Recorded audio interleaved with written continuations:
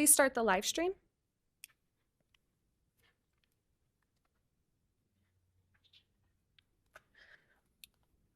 Good morning and welcome to the Washington Foreign Press Center. My name is Leah Knoble and I am the moderator for today's briefing. Today it is my pleasure to introduce Deputy Secretary of State for Management and Resources, Richard Verma. Today, Deputy Secretary Verma will outline the Biden administration's primary foreign funding objectives for the Department of State and underscore the intricacies of the federal budget process.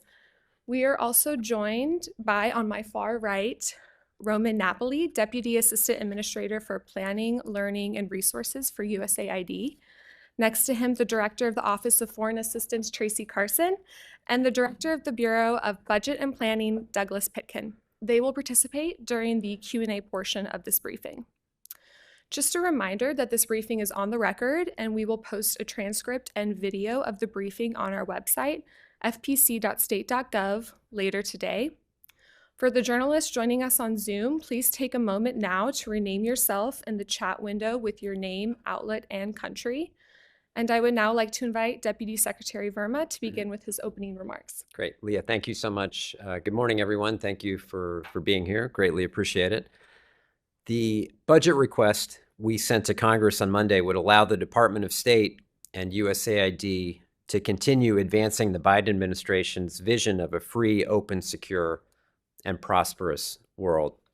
The President's FY2025 budget request includes $58.8 billion for State Department and USAID. This is a $718 million increase, or 1% above fiscal year 2023. We're grateful for Congress's partnership in resourcing the State Department and USAID to meet the many challenges that we face today.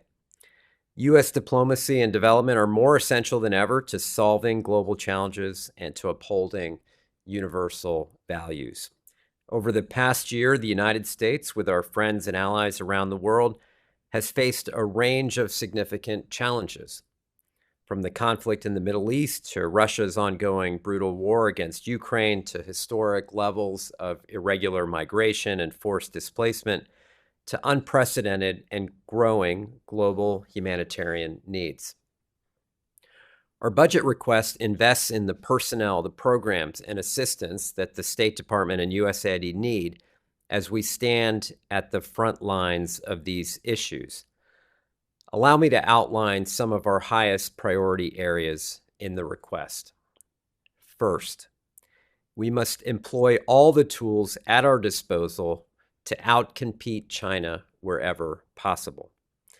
The FY25 request will allow us to continue to invest in the foundations of our strength at home, align with like-minded partners to strengthen our shared interests and address the challenges posed by the PRC, and harness those assets to compete with the PRC and defend our interests. We are aligning our foreign assistance to advance U.S. values by building a network of like-minded allies and partners, both globally and with concerted focus on the Indo-Pacific as a region of vital importance to U.S. and global security and prosperity. The $4 billion discretionary request across foreign assistance and diplomatic engagement for the Indo-Pacific strategy represents our ironclad commitment to advancing an affirmative vision of U.S. values for the region. But the request also includes $4 billion over 5 years in mandatory funding, including $2 billion to create a new international infrastructure fund, which will outcompete China by providing a credible, reliable alternative to PRC options, while also expanding markets and opportunities for U.S. businesses. This fund will support transformative, quality, and sustainable hard infrastructure projects.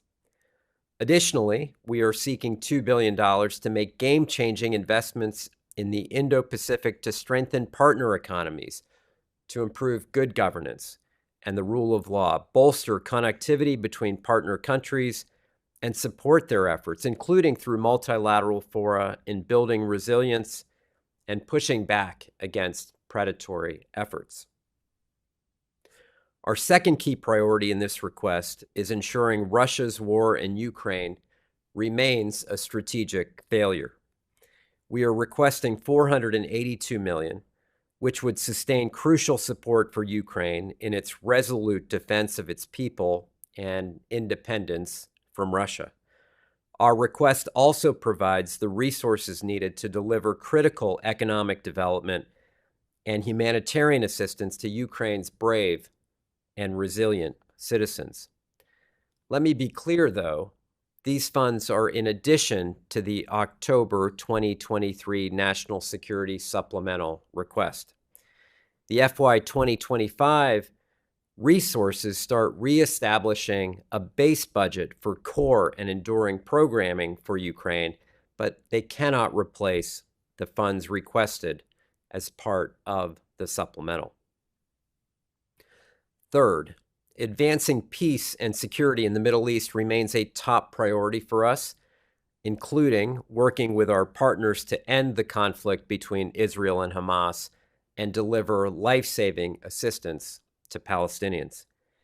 The President's request of $7.6 billion maintains our long-standing investments to support key partners in the Middle East and North Africa and their security against growing violence by extremists and Iran-linked malign actors.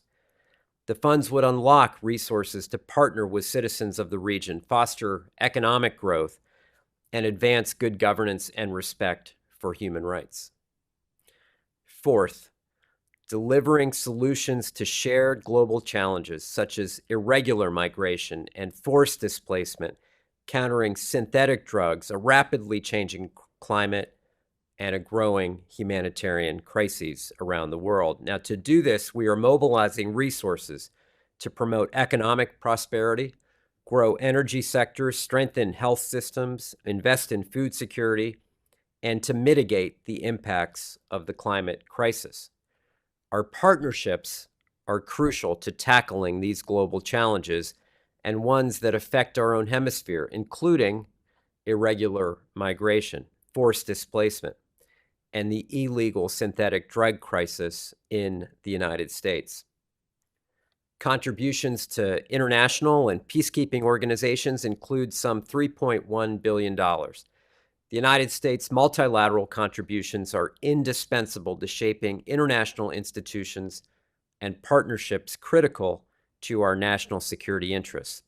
This includes $1.7 billion for contributions to international organizations such as the UN, WHO, NATO, and UNESCO, and $1.4 billion for contributions to UN international peacekeeping.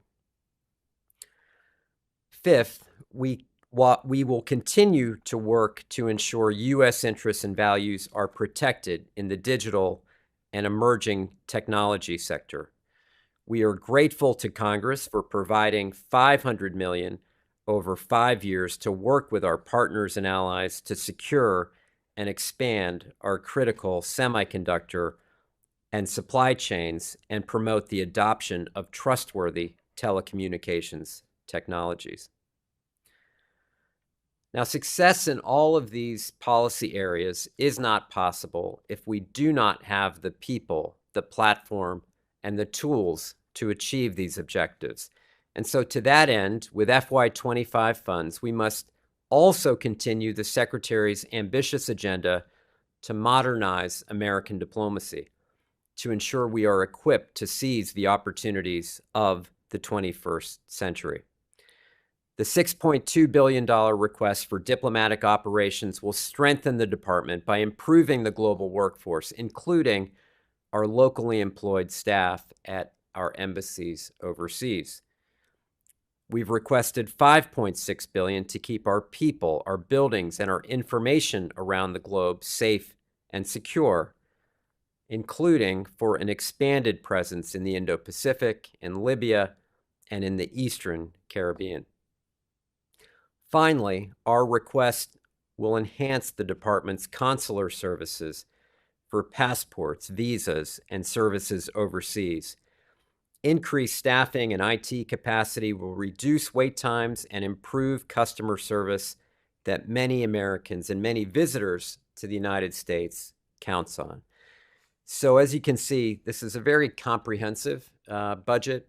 It does build upon our FY23 budget by 1%, as we've talked about. We're still waiting for the FY24 budget to finalize, and of course, we remain committed to our supplemental spending efforts. I'm really grateful to the State Department team that has worked so hard to put this request together, including the leaders here from State and USAID, who are really doing such incredible work to support our people, our operations, and our programs in literally every corner of the globe. And so maybe with those opening comments, be happy to take any questions here in the room or online. Great. Thank you. For those of you in the room, if you have a question, raise your hand and wait to be called on, and please project your question and please state your name and outlet. A reminder for journalists joining us via Zoom, please be sure your screen name includes your name and media outlet, and we will take questions from journalists in the room first. Okay, let's start with Alex in the back. Thank you so much for doing this. I have two questions. One is on Azerbaijan, if I may.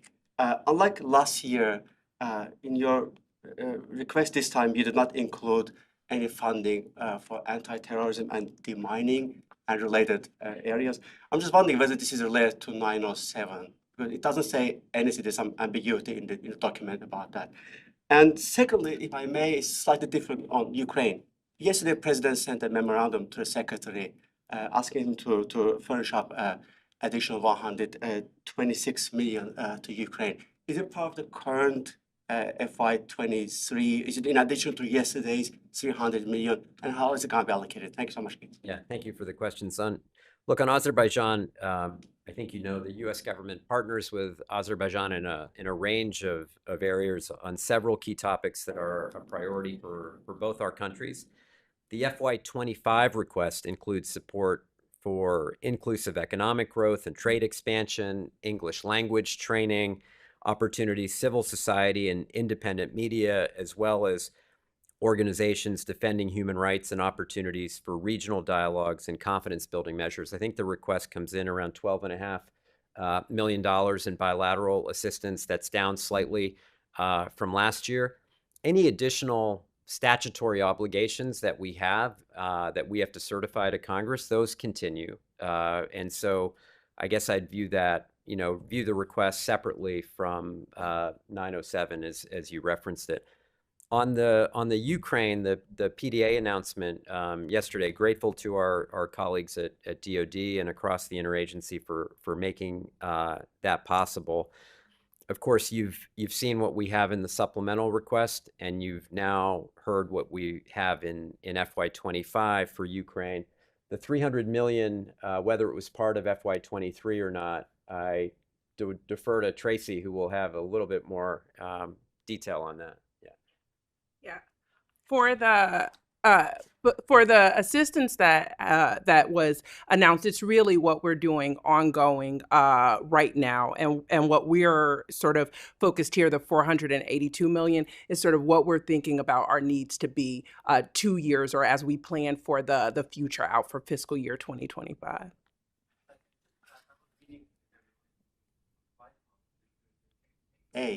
Which President is asking the Secretary to allocate 126 million. I'm just curious if it's part of the 300 million from the supplemental, or where is it coming from? We'll take the question back to make sure we get the specifics.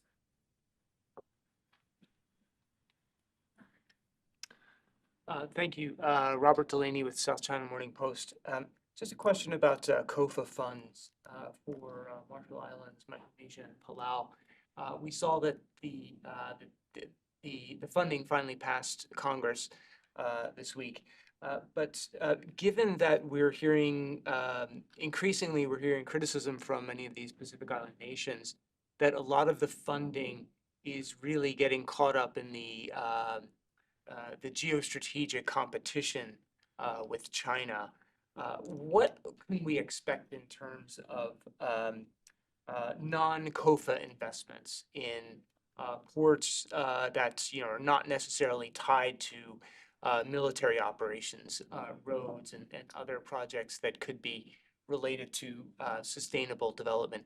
You mentioned the infrastructure fund in your opening remarks, but could we get some more details on that? Sure. Happy to break that out for you. And I've been really proud of the assistance and the commitment that we've made to the Pacific Islands. And each one of these relationships really does stand on its own. Had the good pleasure of being in Fiji recently, where we've increased our USAID presence there substantially. We have opened up new embassies across the Indo-Pacific, and our level of commitment to the region, again, Tracy, feel free, and Doug, you can feel free to jump up here and talk about both our aid and our operational presence. I'll point to two places in the foreign assistance budget. First, you'll see there's roughly about $100 million in what we're doing with both regional programming and bilaterally for a number of our partners in the Pacific Island. It essentially doubles the level of programming that we've been doing relative to fiscal year 23. And then to what you referenced, the Partnership for Growth and Infrastructure Investment is really a fund of $250 million focused globally, but on taking opportunities to really help with technical assistance and capacity building with respect to infrastructure for our partners in the Pacific Island, but globally as well. And those are the two places I point to.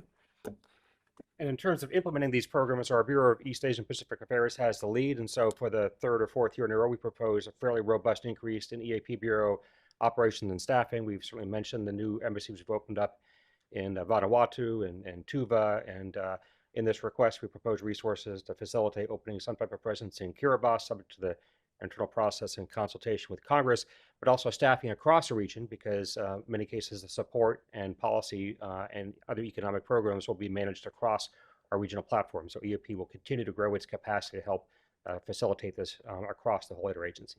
Could I just ask a follow-up on the possibility of embassy in Kiribati? Where does that stand?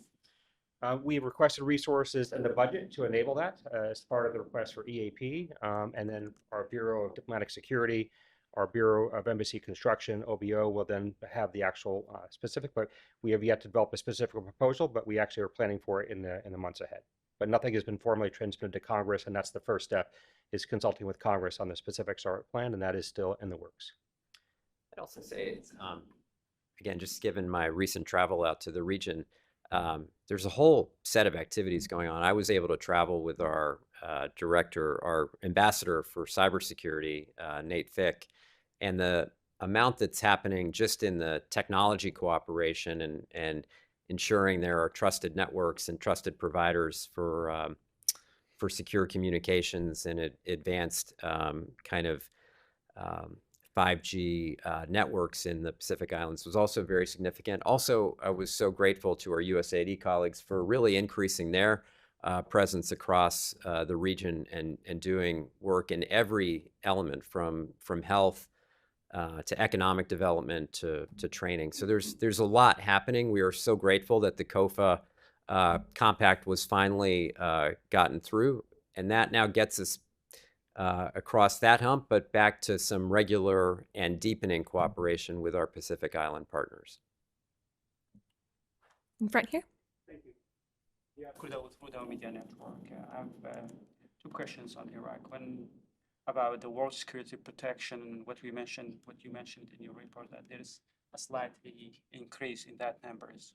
Why there's an increase in this comparing to the previous years?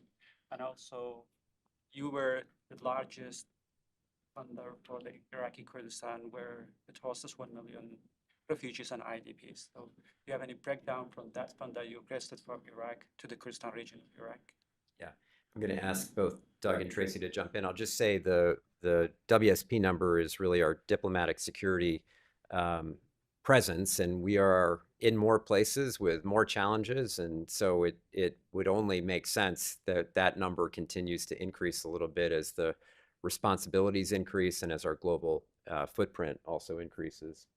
There's, I think, two elements. One is just the normal contract growth, because when we rely, of course, on a range of contract vehicles to support our presence, and so we're seeing in this market, particularly for DS, a global pattern. In fact, our request for DS specifically is about a 4 or 5% increase, so a higher rate of growth for that part of our our responsibilities and others. And particularly, of course, we're also expecting the consulate in Erbil to be fully operational. We know that, of course, there were some slight delays in the completion, but by 25, we expect it to be fully operational. And so DS will take on a larger share of security operations in Erbil by the end of this period. And then foreign assistance, I point to two places. If you look at the Iraq bilateral budget, it's roughly about $285 million. There's two areas of focus. There are economic assistance with support to the financial sector, energy security, and a range of programming, as well as our military assistance. To your point on humanitarian assistance, typically we request this globally. So you'll see a request of $10.3 billion, which we use in the year that the funds are available to respond to a range of crises in the Middle East and beyond. And so that's the source of resources that we use for our humanitarian response. You mentioned about your new facility, U.S. Consulate in Erbil. Will there be an increase of the staff, diplomatic staff in Erbil when this facility completed by the end of this year? Yeah, it's a great question. I mean, I was just out there, so I do actually work in Washington periodically, but most of the time, and it was really a very inspiring and visit to Erbil, not only to meet with our people, but to meet with senior government officials as well, and very impressed with our level of commitment with the facility there. Doug, I don't know if the actual numbers will tick up, but it will be one of our most significant presence in that part of the world, and it will be a very kind of full service capability there. There's no specific increase, but because of the reduced pace of operations, because of the situation in the region, we may expect the staffing to gradually grow, but not a significant growth. But it's designed to accommodate more staff. But we can expect that, but not a dramatic growth. Okay, seeing no other questions in the room, we'll go to Farah on Zoom. If you could please turn on your video. Hello, can you hear me? Yes, we can hear you. Thank you. Thanks very much for doing this. Look, 1 year ago, tomorrow actually, President Joe Biden, our Australian Prime Minister Anthony Albanese and British Prime Minister Rishi Sunak got together in San Diego to unveil AUKUS, which, as you all know, is the big plan to help Australia acquire a fleet of nuclear-powered submarines to safeguard the Indo-Pacific amid the threat of China. However, the latest budget reveals that you're only seeking funding for one Virginia-class submarine to be built in the coming year, and that's well below the production rate of 2.33 subs a year that the US has told us is necessary to sell any submarines to Australia. This has obviously raised concerns both on the Hill among some congressmen I've spoken to, and also among Australia and other allies about America's commitment to deliver on what was promised through AUKUS. Can I get a sense from you, please, as to why the US would propose such a funding cut of this nature, given everything you've said about safeguarding the Indo-Pacific? And also, I guess the broader question of, does the US remain wholly committed to the AUKUS Pact, and does it remain a reliable partner to deliver on it among its allies? No, thank you for the question. I was just in Australia as well. And I can tell you that AUKUS is one of the transformative agreements. We are very proud to be strongly supporting it, moving forward with it. I think the budget reflects kind of the pace and scope and scale that all sides have agreed to. I saw only incredible enthusiasm and commitment from our State Department, DOD, the larger technology community, because as you know, AUKUS doesn't just have one pillar. It has two pillars, which is also about our collaboration across the defense and technology sector. So I actually saw quite an incredible commitment to it, a lot of enthusiasm, a lot of appreciation, and a lot of forward movement with actual operational plans. That's how I would answer the question. Okay. Okay. This ends the Q&A portion of today's briefing. Deputy Secretary Verma, do you have any final remarks you'd like to share? Just thank you so much. Thank you for giving us this opportunity to lay out some of these details. We know it's a challenging budget environment in the United States, but we also appreciate the great support, bipartisan support that we have in these programs, in our operations, and in our people, and look forward to working with colleagues to see that this gets implemented, in addition to finishing out the work of FY24 and, of course, our incredibly important supplemental requests. Thank you. This concludes our briefing. I want to give a special thanks to our briefers for sharing their time with us today and to those of you who participated. Thank you. Thank you very much.